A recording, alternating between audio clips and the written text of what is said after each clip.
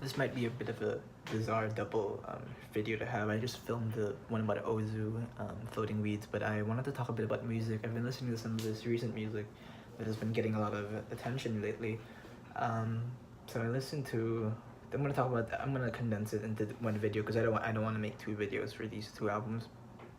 The first one was I listened to Cardi B's Invasion of Privacy, and so Cardi B is a New York reality star turned rap icon, and she's someone who I never really understood the appeal of. I don't. I mean, I'm not the type of person to say I don't listen to that kind of music, but it was more of that to a certain extent, I've already been feeling disconnected from modern rap music, especially this new wave of trap and SoundCloud rap, and I haven't been able to keep up with it. And when I first heard about Cardi B, and she was already a global sensation when I first found out about her. She was already breaking all the records and whatever, and with her song Bodak Yellow, which I think is one of the few, if not the only. She broke a lot of records as a rap female rapper. I think it was the first. Is it the first female rapper to top the Billboard charts? I think something like that. And she, at least the first solo record, and she got a lot of buzz, and everyone's really trying to play into this. They're trying to sell this story of Cardi B as the next face of rap to some extent, which I think is quite disheartening to some degree because it points us to a direction of rap music that is perhaps more disconnected from from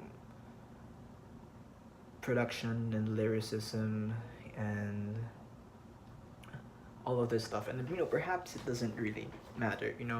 There's always a place for all kinds of music, and if people enjoy her music, and it's great. So I listened to this Cardi B Invasion of Privacy.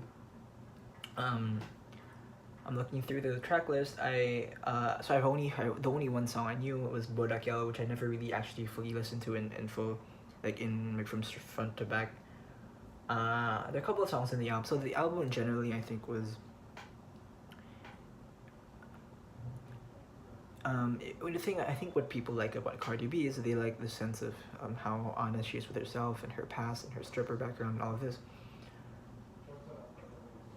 But what I think is kind of missing from the album, not that it's not. See, I don't want to. It's hard for me to talk about music because I feel like to say that something is missing would presuppose that all music should have a certain amount of qualities and all of this, and I don't actually believe in that. So I think I have to change the way I speak about this stuff.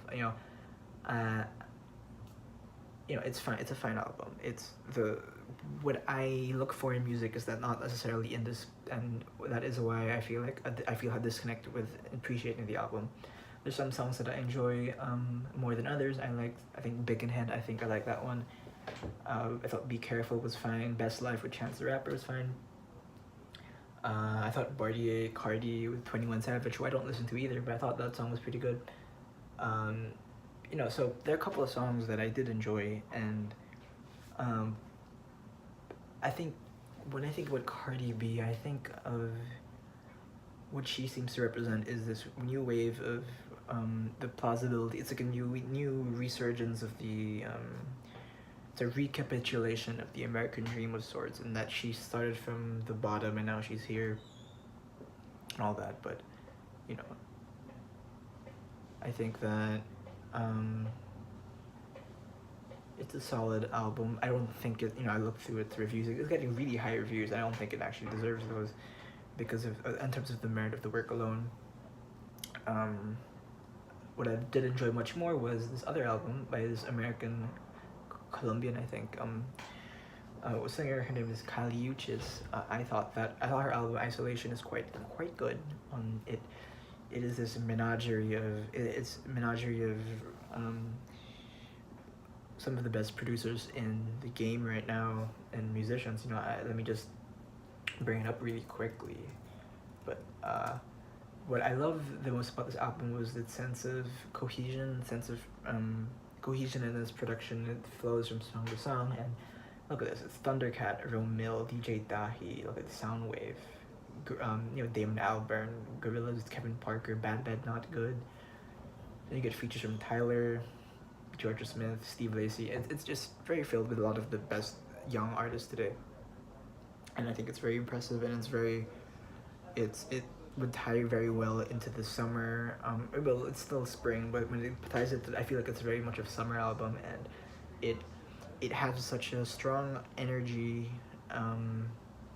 that propels it throughout, that makes you want to just fills you with bliss in a way that perhaps Cardi B's album fills you with, perhaps with a sense of rage or defiance.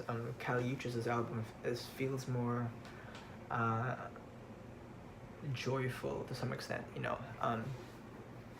and I am a big fan of Just a Stranger with Steve Lacy. I liked In My Dreams, I thought was great, the one with Damon Albarn from the Gorillaz. I think Tomorrow with Kevin Parker, I enjoyed that. I enjoyed the latter half. I enjoyed After the Storm is one of my favorite ones. Amazing production by Bad Bad Not Good, and Tyler features good. So I'm kind of confused, but what kind of baffles me is that this Kali Uchis album is getting the same amount of relatively the same amount of acclaim from the same publications as the Cardi B album, and to some extent I feel like perhaps it's my lacking, because I feel that personally I don't think that the albums are necessarily better or worse than others.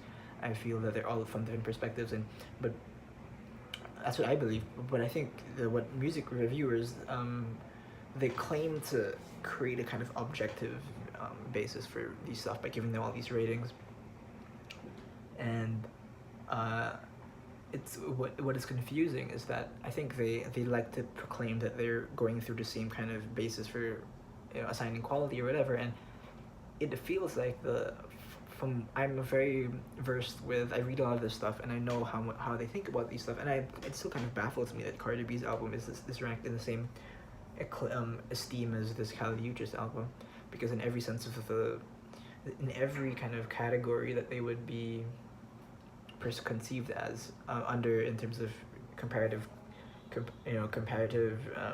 relation to one another, I think the Kali Uchis album is kind of more inventive, more interesting, more filled with